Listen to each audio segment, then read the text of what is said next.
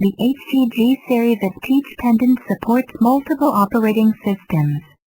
The Teach Pendant consists of multiple accessories and each accessory has multiple models to choose from. The LCD screen size is 8-inch, 800x600, and the touchscreen is a reinforced 4-wire resistive screen.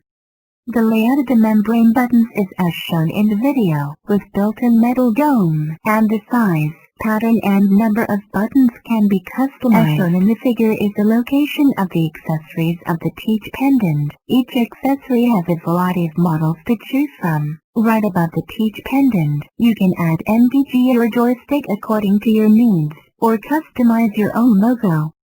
The outlet is shrinkable to solve the problem of wire falling off. The safety switch is located in the hands on both sides. You can choose which side to put according to your operating habits. The USB port is located above the back cover of the product, as shown in the figure.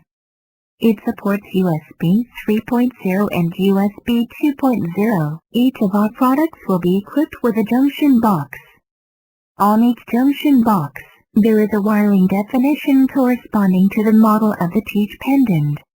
You only need to connect the wires in the controller to the corresponding green terminals according to the wiring definition and diagram.